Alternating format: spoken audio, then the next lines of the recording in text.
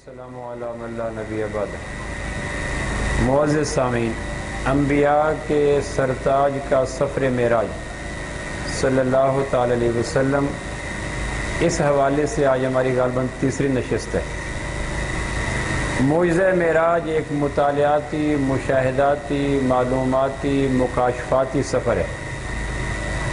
اس سفر کے اندر اللہ نے رسول مکرم کو، رحمت معظم کو، فخر اعظم بنی آدم کو، شہنشاہ عرب و عجم کو، محبوب رب ارحم کو، حضرت محمد صلی اللہ تعالی علیہ وسلم کی نورانی ذات اقدس کو عالم لا مقام میں بلوا کر زمین پہ ہونے والے اعمال کی مزاج اور ان کے اثرات سے آگاہ کیا کہ میرے محبوب آپ جا کر امت کو بتلائیں کہ جتنے بھی عمل کرتے ہیں ان عمل کی دنیا میں تصویر نہیں بنتی، لیکن آخرت میں ایک تصویر بن جاتی ہے۔ تو ان اعمال سے آگاہ کرنے کے لیے پروردگار نے اپنے محبوب صلی اللہ تعالی علیہ وسلم کو عالم لا مقام پہ بلایا۔ کتنی ہی مغیبات مشاہدات میں بدلیں، کتنے ہی غیب کے نظام واضح کیے گئے اور امت کے لیے بے شمار اسوہ دیا گیا۔ اب میرے اور آپ کے ذمہ ہے کہ ہم نبی کی خبر کو، نبی کے اعتماد پر بغیر تجربے اور مشاہدے کے یقین کریں کہ اللہ کے محبوب نے جو کہا وہ حق ہے، سچ ہے، اور اس میں کوئی زمین آسمان کی تبدیلی ممکن نہیں ہو سکتی۔ عمر بن عبدالعزیز رحمۃ اللہ علیہ ایک دفعہ جنگل میں گزر رہے تھے، ایک سانپ مرا پڑا تھا۔ انہوں نے اپنی لاٹھی سے ہلکا سا گڑھا کھودا، سانپ کو اپنا پگڑی کا حصہ پھاڑ کر اس میں کفن دیا اور لپیٹ کر اس مٹی میں دفن کر کے مٹی ڈال کے تھوڑی دیر کھڑے ہوئے اور چلنے لگے تو اوپر سے آوازیں آئیں، صدق اللہ و رسولہ، صدق اللہ و رسولہ۔ عمر بن عبدالعزیز رحمہ اللہ فرمانے لگے، جن ہو، ہاتف ہو، فرشتے ہو، جو بھی ہو، اپنے اس جملے کو واضح کرو۔ تم کہہ رہے ہو اللہ نے سچ کہا، اللہ کے رسول نے سچ کہا، بتلاؤ اس سچ کا مفہوم کیا ہے۔ تو اتنے میں کچھ جنات انسانی روپ میں زمین پہ اترے۔ انہوں نے کہا جس کو آپ نے دفن کیا یہ ہمارا جن بھائی تھا اور یہ صحابی تھا۔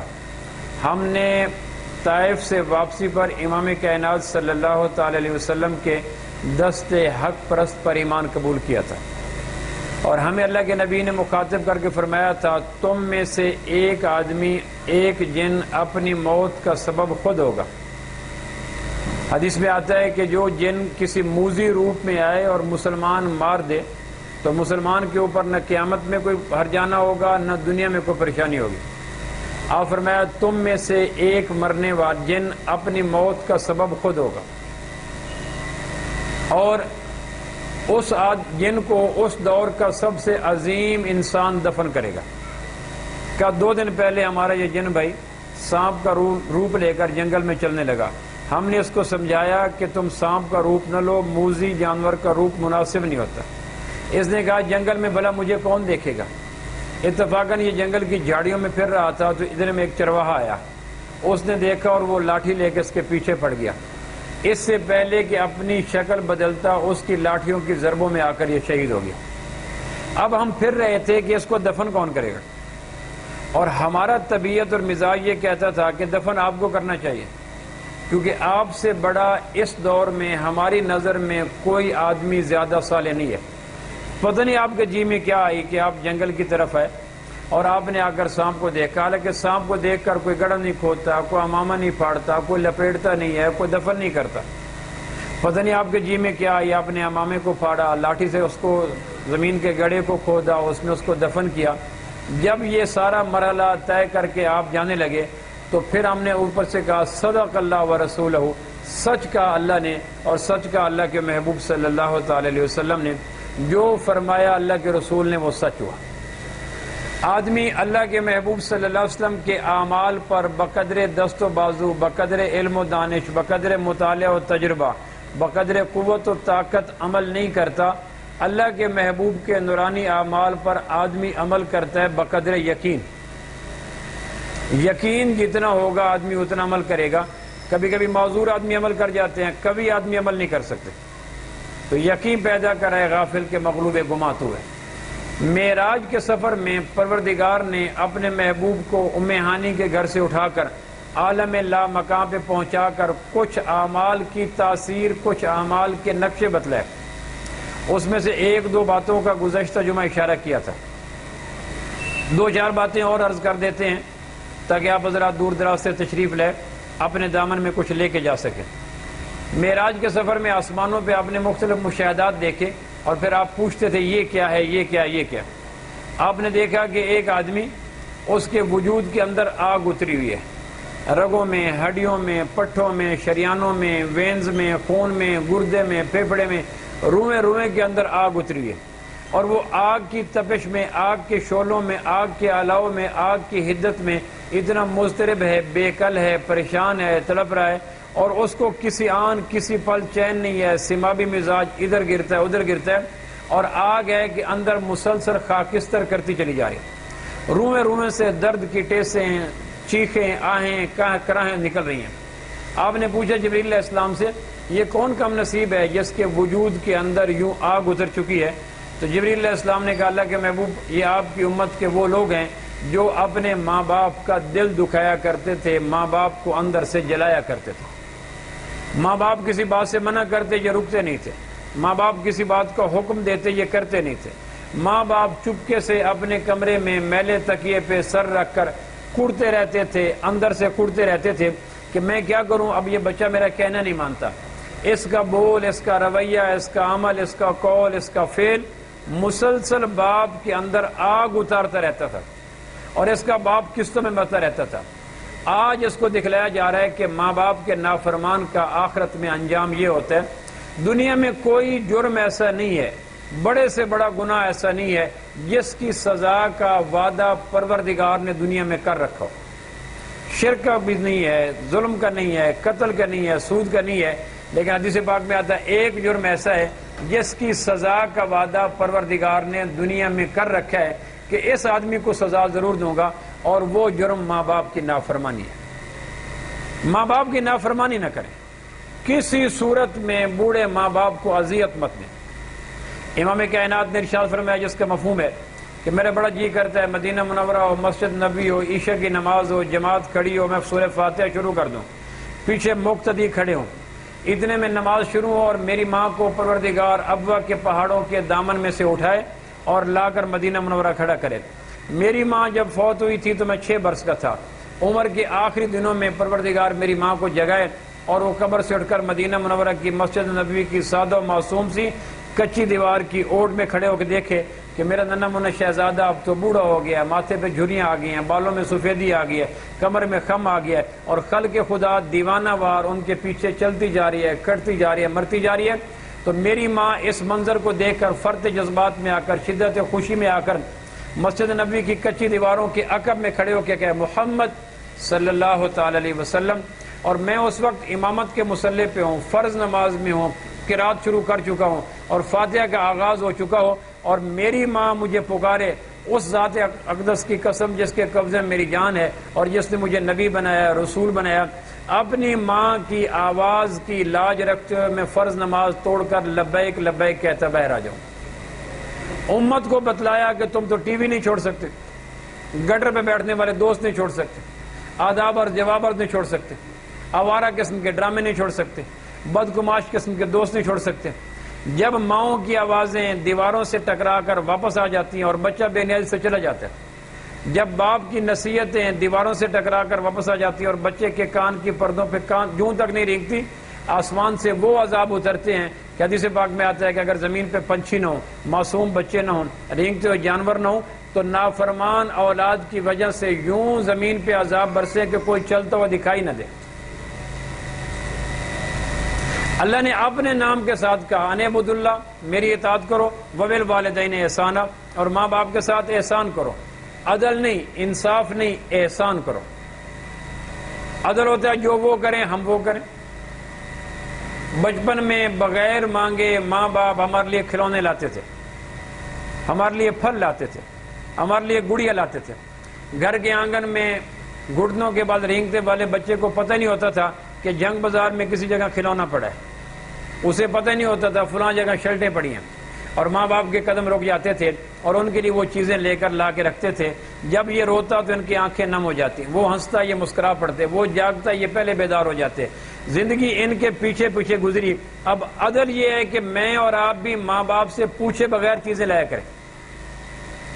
یہ کوئی عدل نہیں ہے کہ ماں جب ضرورت ہو مانگ لیا کر. بچپن میں ماں نے مانگنے کی زحمت نہیں دی تھی. سو آج عدل کا تقاضا یہ نہیں ہے کہ اماں جب جس چیز کی ضرورت ہو مانگ لیا کر. آپ معراج پہ تشریف لے گئے تو آپ نے وہاں جنت میں کسی کے قرآن کی آواز سنی. تو آپ نے پوچھا یہ جنت میں کون ہے؟ تو انہوں نے کہا نعمان صحابی ہیں. آپ نے پوچھا یہ کیسے گئے؟ یہ تو مکہ مکرمہ میں وادی غیر ذی زرع میں، یہ جنت میں کیسے پہنچ گئے؟ اور ان کی آواز جنت کے بالا خانوں میں کیسی؟ انہوں نے کہا جی جنت میں کوئی نہیں گئے، مکہ کے پہاڑوں کے بیچ میں قرآن پڑھ رہے ہیں، لیکن پروردگار ان کے قرآن کی آواز کو مکہ کے دامن سے اٹھا کر جنت الفردوس میں پہنچا رہے ہیں. آپ نے پوچھا وجہ؟ انہوں نے کہا یہ ماں باپ کا بڑا فرما بردار ہے.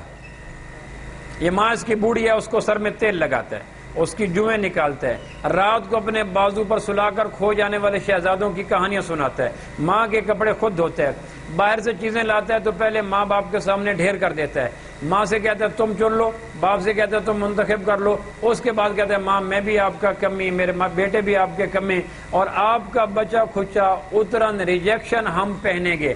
تو ماں اپنی مرضی کے پھل چن لیتی ہے، سوٹ چن لیتی ہے، کپڑے چن لیتی ہے. بند کروا لیں جنریٹر اگر لائٹ آ گئی. جنریٹر والے کو کہہ دیں لائٹ آ گئی ہے. تو اللہ کے محبوب یہ ماں کی بڑی فرمانبرداری کرتا ہے. آ گئی لائٹ؟ تو پھر کیا ہوگا؟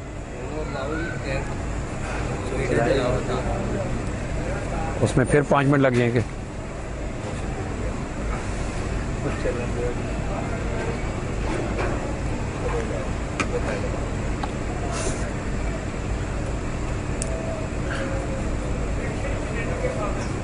حمید مجید.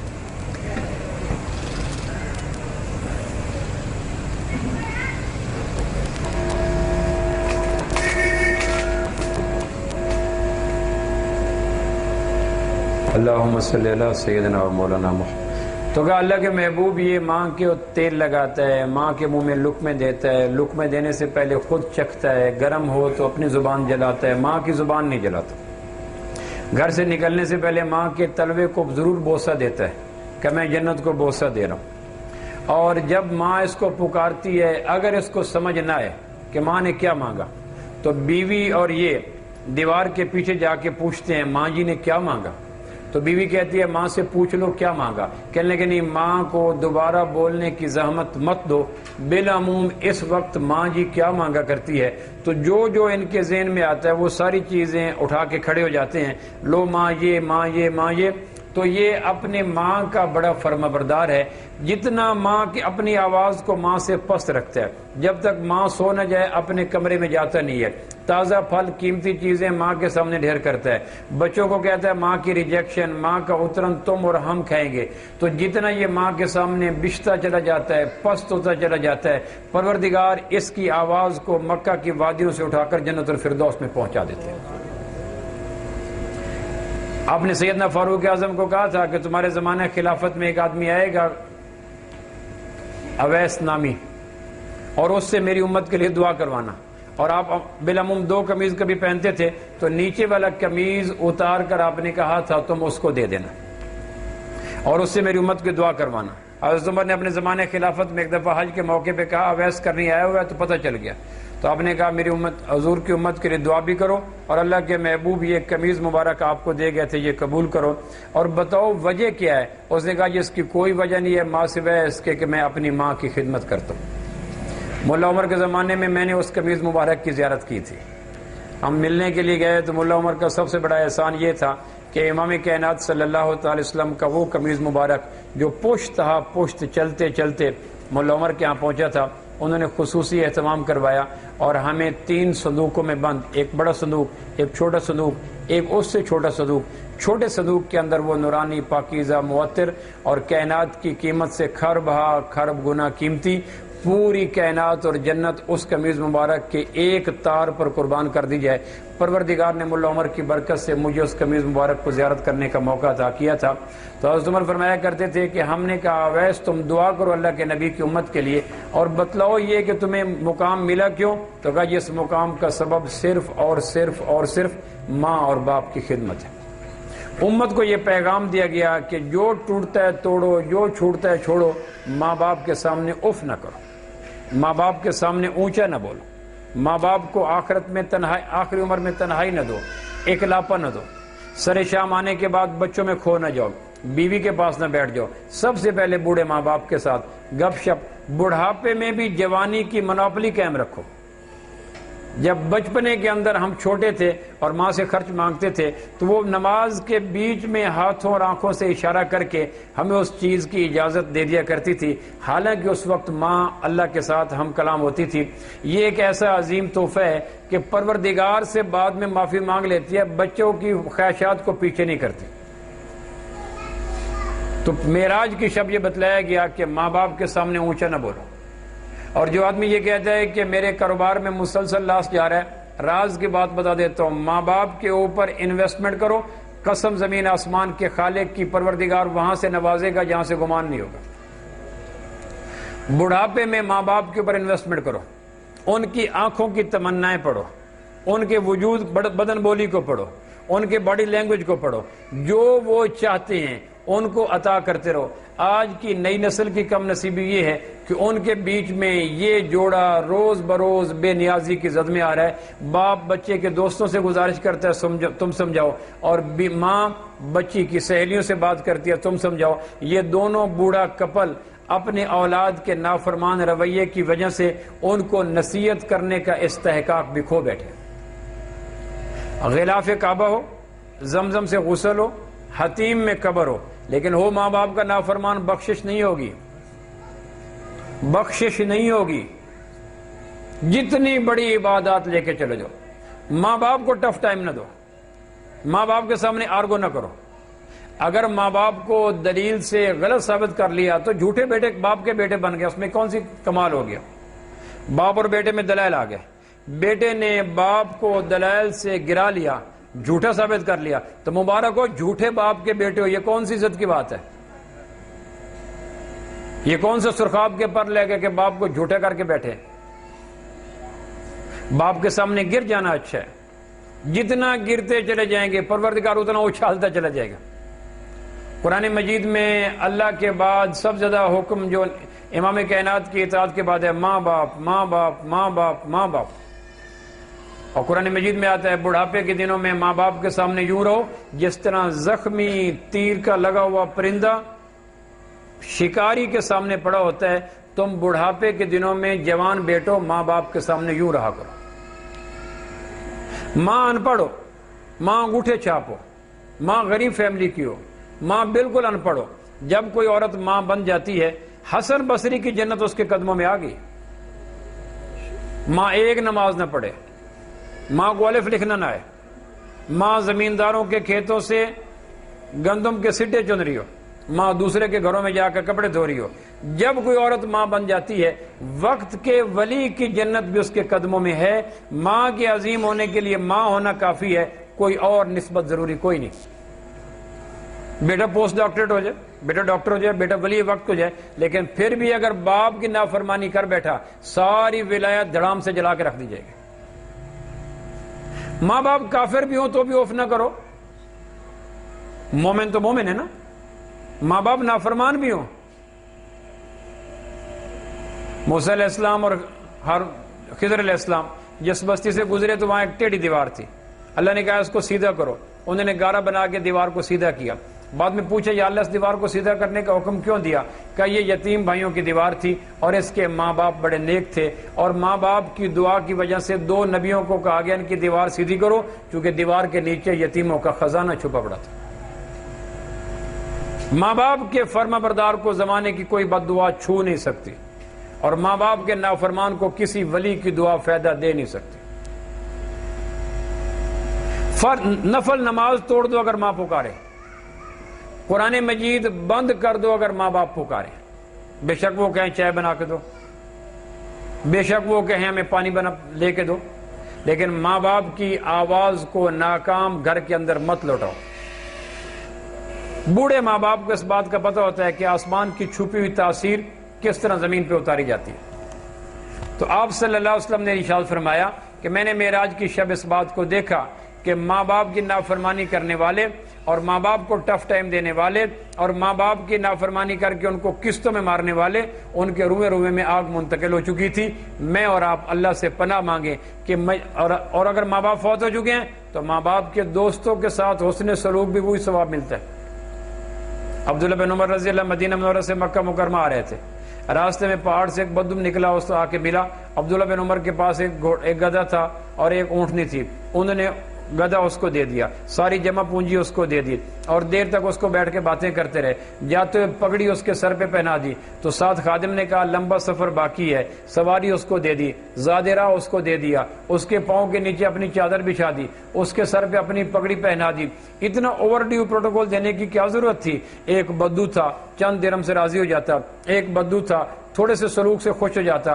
آپ عبداللہ بن عمر فرمانے لگے کہ یہ آدمی تم جانتے ہو نہیں، یہ بدو نہیں تھا، یہ میرے باپ عمر کا دوست تھا۔ مدینہ منورہ میں جب میرا باپ زندہ تھا تو یہ میرے باپ کو ملنے کے لیے آتا تھا، اور جب یہ آتا تھا تو میرا باپ کہتا تھا عبداللہ اپنے مہمان کے لیے ستو لے کے آؤ، کھجوریں لے کے آؤ، چیزیں لے کے آؤ۔ میں دیکھتا تھا کہ اس بدو کے آنے پہ میرا ابا خوش ہوا کرتا تھا، اور ہمیں اللہ کے محبوب کا ارشاد ہے کہ ماں باپ کے دوستوں کے ساتھ بھی اچھا سلوک کیا کرو۔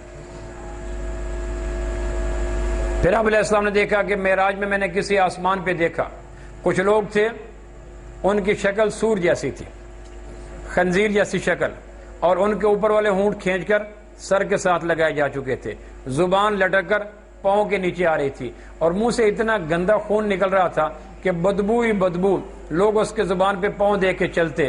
آپ نے پوچھا یہ کون آدمی ہے جس کی شکل خنزیر جیسی بن چکی ہے اور جس کی زبان کے اوپر لوگ پاؤں رکھ کے گزر جا رہے ہیں اور چیخوں سے سارا آسمان گونج رہے؟ آپ فرمایا یہ وہ لوگ تھے جو جھوٹی گواہیاں دیا کرتے تھے، جھوٹی گواہیاں دے کر بے قصوروں کو جیلوں میں پھینکوا دینا، ان کی بیویوں کو زندہ ہوتے ہوئے بیوہ بنا دینا، ان کے بچوں کو گلیوں کی راکھ بنا دینا، اور اس کے بوڑھے ماں باپ اپنا جمع خرچ بیچ کر ان کی ملاقات کے لیے اہنی سلاخوں کے پیچھے آنا۔ اور جھوٹی گواہی دینے والوں کو نہیں پتا جس کڑیل جوان کو تم جھوٹی گواہی دے کر آزاد دنیا سے کھینچ کر 6x9 کے کمرے میں ڈال رہے ہو، اس کی بیوی ابھی 6 مہینے ہوئے بیوی بن کے آئی اور وہ تو 4 سال کے لیے جیل میں چلا گیا۔ آپ ٹیک لگا کے بیٹھے تھے، ترمذی شریف کی روایت ہے، ایک آدمی نے پوچھا کبیرہ گناہ کیا ہے جو پراپر توبہ کے بغیر معاف نہیں ہوتا؟ آپ فرمایا شرک کبیرہ گناہ ہے، ماں باپ کی نافرمانی کبیرہ گناہ ہے۔ پھر آپ ٹیک لگا کے بیٹھ گئے اور فرمایا جھوٹی گواہی، جھوٹی گواہی، جھوٹی گواہی، جھوٹی گواہی۔ صحابی کہتے ہیں اتنی دفعہ آپ نے یہ جملہ کہا ہمارے جی میں آیا کہ کاش آپ خاموش ہو جاتے۔ آپ کو بولنے کی ایک پریشانی ہو رہی ہے اور تکلیف ہو رہی ہے، لیکن آپ بولتے رہے یہاں تک کہ آپ کا سانس مبارک رکا تو آپ خاموش ہوئے۔ سو جھوٹی گواہی سے بچیں، کبھی کسی عزیز و اقارب کے کہنے پر جھوٹی گواہیاں مت دیں، آنے والے زمانے کو یاد رکھیں۔ پھر آپ نے دیکھا کہ کچھ آدمی تھے جن کے آگ کی کینچیوں سے فرشتے ان کی زبانوں کو کاٹ رہے تھے اور ہونٹوں کو کاٹ رہے تھے، اور ان کے منہ سے بدبو کے بھبوکے نکل رہے تھے، یہاں تک کہ آپ نے اپنے منہ مبارک کے اوپر ہاتھ رکھ لیا کہ یہ کون لوگ ہیں جن کے منہ سے اتنی بدبو نکل رہی ہے اور ان کی زبانوں کو کاٹا جا رہا ہے؟ تو فرمایا کہ آپ کی امت کے یہ وہ خطیب ہیں جن کی گفتگو سے آپ کی امت کے بیچ میں فرقہ واریت پھیل جاتی تھی۔ جب کسی جگہ بیان کرنے کے لیے آتے ایسی باتیں کرتے کہ امت کے اندر وہ تفریق پڑتی، وہ جدائی پڑتی، وہ لڑائیاں پڑتی کہ مت پوچھو، قتل کی صلح ہو جاتی ہے۔ فرقہ واریت پھیلانے والے خبیثوں کی صلح نہیں کراتے ہیں۔ زمین کے اوپر ان سے گندا انسان کوئی نہیں جو اللہ کے بندوں میں، نبی کی امت میں فرقہ واریت ڈال کر بھائیوں کو لڑا دیتے ہیں۔ اور فرمایا قرب قیامت میں کچھ لوگ ہوں گے جن کی زبانیں شہد سے میٹھی ہوں گی، السنتم احلی من السکر وقلوبہم قلوب الذئاب، ان کی زبانیں شہد سے میٹھی ہوں گی لیکن دل بھیڑیوں سے سخت ہوں گے۔ میری امت میں ایک چکر لگا جائیں گے، وہ تفریق پیدا کر جائیں گے کہ بعد میں امت کے ملنے کا، جڑنے کا کوئی سامان ہی پیدا نہیں ہوگا۔ زمین کے اوپر شرک کے بعد سب سے بڑا جرم امت کی وحدت کو توڑنا ہے۔ امت کو ایسے تقسیم کر دینا کہ مت پوچھو.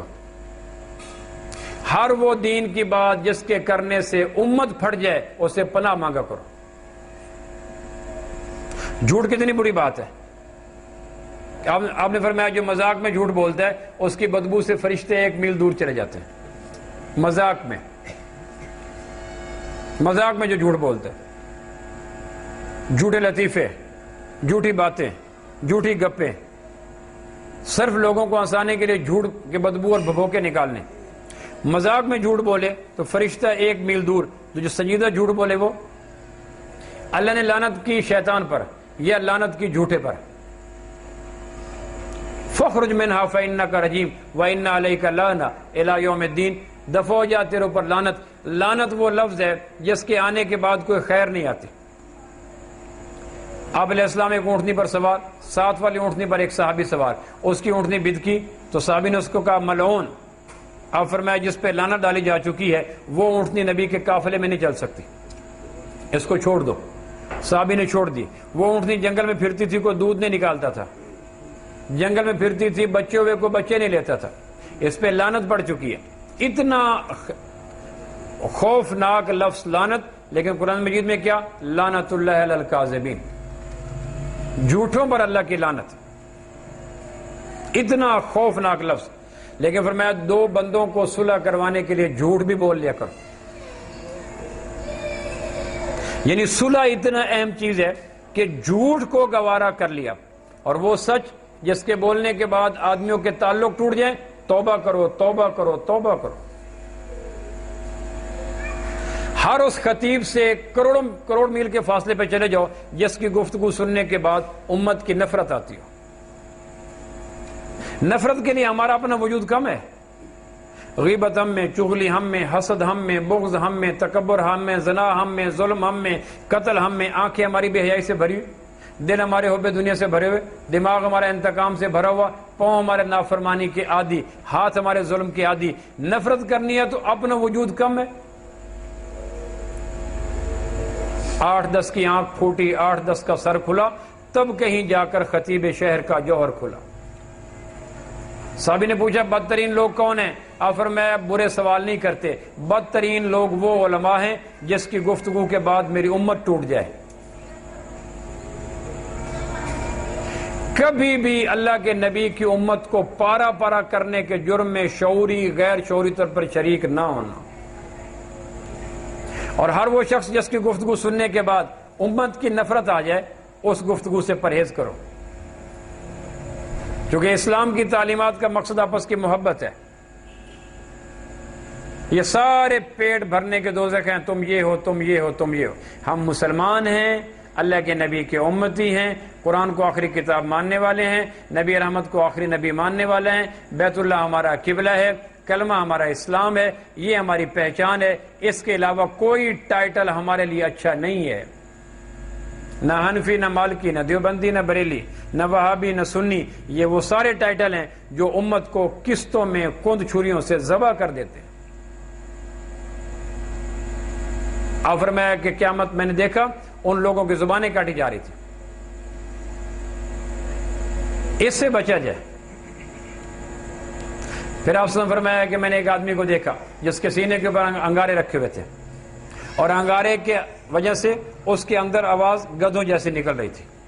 انگارے کی حدت اندر جاتی اور گدھوں کی آواز نکلتی، اور اتنی بدنما آواز کہ مت پوچھو. آپ نے پوچھا یہ کون ہے؟ کہ یہ آپ کی امت کے موسیقار ہیں، گلوکار ہیں، جنہوں نے اللہ کی آواز کو شیطان کے کام کے لیے استعمال کیا. شدید ترین عذاب دیا جا رہا تھا. اب تو گلوکار ستارے بن گئے. آپ فرمایا میں اسباب موسیقی کو توڑنے کے لیے دنیا میں آیا ہوں. نبوت نے ارشاد فرمایا میرے مبعوث ہونے کا مقصد، دنیا میں آنے کا مقصد اسباب موسیقی کو توڑنا ہے. اور اب ظلم یہ ہے کہ نبوت کی محافل اسباب آلات موسیقی سے بھر گئی ہیں. شہر میں جو معتبر میری گواہی سے ہوا، پھر بھرے شہر میں نامعتبر اس نے کیا. آخر میں موسیقی کے 3 نقصان ہیں. جسم متعدی امراض سے بھر جاتا ہے، گھر میں برکت کبھی نہیں آتی، اور زنا یوں آتا ہے جس طرح گندگی پہ بارش برسنے کے بعد سبزہ اگتا ہے. جس گھر سے موسیقی کی دھنیں نکلے گی 3 عذاب آئیں گی، ہر وجود چلتا پھرتا اسپتال بن جائے گا، اس گھر سے کبھی قرض اور مرض نہیں نکلے گا، مرض بھی خیمہ زن ہو جائے گا، قرض بھی ڈیرے ڈال لے گا، اور زنا اس گھر کی طرف چلے گا، وہ چاہے بھی تو نہیں بچ سکتا۔ اللہ کے واسطے آلات موسیقی سے بچیں، اور موسیقاروں سے بچیں، اور موسیقاروں کی دھنوں سے بچیں، اور ان کو ستارے نہ کہیں۔ قرآن مجید میں آتا ہے جو لوگ دنیا میں فحاشی پھیلاتے ہیں ان کو دردناک عذاب ہونے کی بشارت دے دو، اور سب سے بڑی فحاشی تو موسیقار پھیلاتے ہیں۔ موسیقی زنا کا منتر ہے، اس سے بچا جائے۔ کافر نے ہماری غیرت کو ختم کرنے کے لیے، حیا کو ختم کرنے کے لیے گھر گھر میں یہ عام کر دیا۔ گھروں میں قرآن کی آوازیں عام کریں، نبی رحمت کے درود کی آوازوں کو عام کریں، پاکیزہ نعتوں کی آوازوں کو عام کریں، حمد کی نعتوں عام کریں، اچھے اور عمدہ نغموں کو عام کریں، جس سے غیرت، ایمان، حیا پیدا ہو، اس سے بچا جائے۔ پھر آپ صلی اللہ علیہ وسلم فرمایا کہ میں نے معراج کی شب دیکھا کہ کچھ لوگ تھے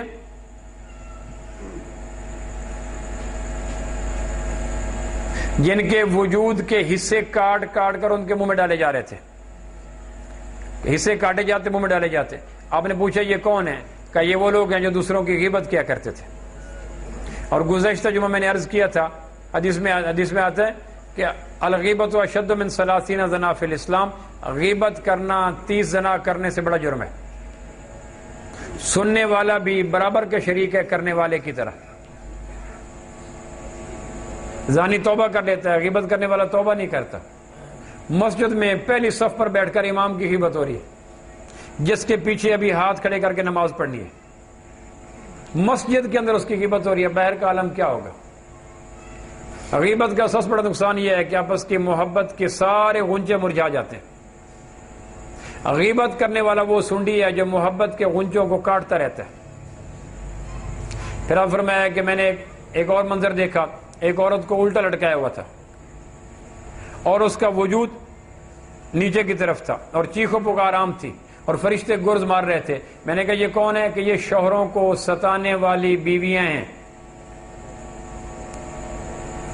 شوہروں کو ٹف ٹائم دینے والی بیویاں ہیں۔ آپ فرمایا کہ اگر سجدہ اللہ کے علاوہ کسی کو جائز ہوتا تو شوہر کو جائز ہوتا، لیکن اللہ کے علاوہ سجدہ جائز کوئی نہیں۔ بیوی نفلی روزہ نہیں رکھ سکتی شوہر سے پوچھے بغیر، نفل نماز پڑھ رہی ہو شوہر پکار لے نفل نماز توڑنا لازم ہو جاتا ہے۔ بیوی اگر ایک صحابی جان لے کے جہاد پر، اوپر والی منزل ان کی تھی، نیچے والی منزل اس کے باپ کی تھی، جاتے ہوئے کیا ہے کہ جب تک میں نہ ہوں گھر میں رہنا۔ اللہ کی شان لمبا سفر ہو گیا، شوہر باپ بیمار ہو گیا، بیوی نے پوچھوا بھیجا اللہ کے محبوب سے میں نیچے آ جاؤں، جبکہ شوہر منع کر گیا تھا، اور فرمایا نیچے نہ ہو، تیمارداری کی ضرورت نہیں ہے۔ شدید بیمار ہو گیا، ماں نے کہا ابا یاد کرتا ہے، پھر بیوی نے بھیجا پیغام، اللہ نے نبی نے کہا اگر شوہر منع کر گیا ہے تو مت جاؤ نیچے۔ شوہر باپ فوت ہو گیا، کہا جی میں نیچے چلی جاؤں، کرنا جاؤ، حتیٰ کہ باپ دفن ہو گیا۔ آپ نے صحابہ کو فرمایا پروردگار نے اس کے باپ کی مغفرت کر دی صرف اس وجہ سے کہ بیوی نے اپنے شوہر کی اطاعت کی تھی۔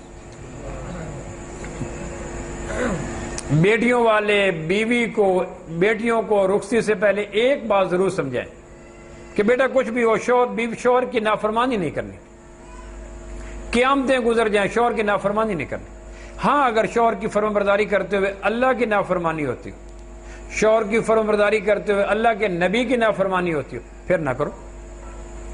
آپ نے اپنی بیویوں کو فرمایا آخری حج کے موقع پر میرے پاس گھر سے نہ نکلنا، تو اب بعد میں کئی بیویاں زندہ رہیں، حج پہ نہیں جاتی تھی کہ اللہ کے نبی منع کر گئے تھے۔ بیوی کا حسن یہ ہے کہ شوہر کے اشارہ ابرو پہ چلے، اس میں اونچ نیچ نہ ہو۔ پھر آپ نے دیکھا کہ ایک فصل ہے جو کاٹی جاتی ہے پھر اگاتی ہے، پھر کاٹی جاتی ہے پھر اگاتی ہے۔ تو آپ نے صحابہ سے پوچھا، جبریل سے پوچھا کہ یہ کیا ماجرا ہے؟ انہوں نے کہا جی یہ وہ لوگ ہیں جو اللہ کے راستے میں صدقہ دیا کرتے تھے، انفق علیک۔ پرانے زمانے میں روزانہ گھروں کے اندر تھیلیاں ہوتی تھی جس میں اہل خانہ تھوڑا تھوڑا فقیروں کے لیے جمع کرتے رہتے تھے۔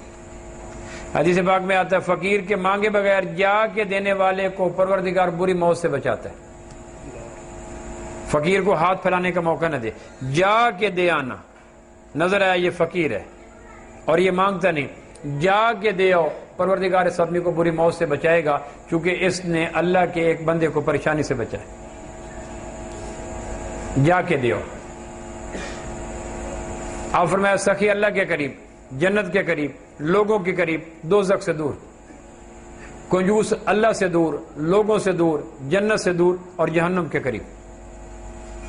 آپ فرمایا سخی نبی کی امت ہو، سخاوت کا ہاتھ نہ چھوڑنا، لوگوں کو دیتے رہا کرو، مستحق لوگوں کو دو، spend and God will send, خرچ کرو اللہ دے گا۔ ہو نہیں سکتا کہ خرچ کرنے والے کا اللہ ہاتھ روک رکھے، جتنا دو گے پروردگار دے گا۔ اپنے فنڈ کا ایک حصہ ضرور مستحقین کے لیے رکھو۔ اور پھر آپ علیہ السلام فرمایا میں نے ایک منظر دیکھا کہ کچھ لوگ تھے جن کو فرشتے ان کے منہ میں زبردستی پتھر ڈال رہے تھے، تو پوچھنے معلوم ہوا کہ یہ وہ لوگ تھے جو زکوٰۃ نہیں دیتے تھے۔ قرآن مجید میں 82 دفعہ اللہ نے کہا لوگوں زکوٰۃ دو، زکوٰۃ دو، زکوٰۃ دو، ایک دفعہ نہیں 82 دفعہ کا۔ اپنے گھروں میں عورتوں کے زیورات کی زکوٰۃ تو لو۔ اللہ کا وعدہ ہے زکوٰۃ سے مال بڑھے گا۔ اللہ کے نبی کا وعدہ ہے زکوٰۃ دو، بجائی کے دنوں میں بارشیں برسیں گی، کٹائی کے دنوں میں ایک بوند نہیں برسے گی۔ اللہ کے نبی کا وعدہ ہے اگر زکوٰۃ روک دو گے پروردگار تمہارے جسم میں متعدی امراض بھیجے گا، اور اگر زمین پہ جانور نہ ہوتے تو اللہ بارش کا ایک قطرہ نہ دیتا۔ علماء سے پوچھو میرے اوپر کتنی زکوٰۃ بنتی ہے، 10 سال سے میں نہیں دے رہا، 5 سال سے میں نہیں دے رہا۔ جھکتی ہوئی زکوٰۃ دو، اور جس کو زکوٰۃ دینی ہے اس کو خود ڈھونڈو۔ جس طرح قاری قرآن کے پاس جاتا ہے، حاجی بیت اللہ میں جاتا ہے، نمازی مسجد میں جاتا ہے، سو زکوٰۃ دینے والا زکوٰۃ لینے والے کے گھر میں جائے۔ یہ نہیں کہ اپنے ڈیرے پہ بلا کر اس کو تقسیم کر رہا ہو، یہ انسانیت کی تذلیل ہے۔ اپنی چھت پہ بیٹھ گیا، نیچے زکوٰۃ دینے والوں کی لائن لگی ہے، نوٹ پھینکتا چلا جا رہا ہے، یہ بنی نوع انسان کی تذلیل ہے۔ تم ان پہ احسان نہیں کر رہے، تم اپنے اوپر اللہ کے عذاب کو دور کر رہے ہو۔ اور امام غزالی نے لکھا ہے کہ زکوٰۃ دینے والا زکوٰۃ لینے والے کو ڈھونڈے، اس کے گھر جائے، اور زکوٰۃ دیتے ہوئے اپنا ہاتھ نیچے رکھے، اور لینے والے کو کہے تم اوپر سے ہاتھ کر کے لو، کیونکہ اوپر والا ہاتھ بہتر ہوتا ہے نیچے والے ہاتھ سے۔ اس کی آناب مجروح نہ کرو۔ جس طرح نماز ضروری ہے اور مسجد ڈھونڈنی ضروری ہے، حج ضروری ہے اور عرفات جانا ضروری ہے، اس طرح زکوٰۃ دینا ضروری ہے اور مستحق کے گھر میں جا کے دینا ضروری ہے۔ اولاد آدم کی تذلیل نہ کریں کہ ان کو گھروں میں بلا کر۔ تو بھائیو اس کے علاوہ بے شمار اور مناظر دکھائی دیے۔ پھر اللہ کے محبوب بڑھتے بڑھتے چوتھا، پانچواں، چھٹا، ساتویں آسمان پہ گئے، وہاں ایک بیری کا درخت دیکھا جس کو سدرہ کہتے ہیں، قرآن میں آتا ہے سدرۃ المنتہا۔ یہاں بے شمار فرشتے تھے، عالم انوار تھا، اور آپ فرمایا اگر ایک پتا سدرہ کا گر جائے 7 زمین 7 آسمان اس کے نیچے یوں آ جائیں جس طرح روئے زمین کے اوپر ایک چیونٹی چل رہی ہو۔ یہاں جبریل علیہ السلام آپ کو ملے اور انہوں نے کہا اللہ کہ محبوب یہ میرا ہے ڈرائنگ روم، یہ میرا ہے گھر، اور یہاں میں قیام کرتا ہوں۔ اللہ کا حکم جب اترتے ہیں تو پہلے 8 فرشتوں پہ آتے ہیں، اس کے بعد میرے اوپر آتے ہیں، اور یکون کا العصفور جب اللہ کا حکم آتا ہے تو اللہ کے حکم کے مقابلے میں جبریل کہنے لگے میں ایک چڑیا کی طرح سکڑ کے ہو جاتا ہوں۔ حالانکہ جبریل کے 600 پر ہیں، اور حدیث پاک میں آتا ہے 2 پر پھیلا دے تو پوری کائنات اس کے پروں کے نیچے آ جائے۔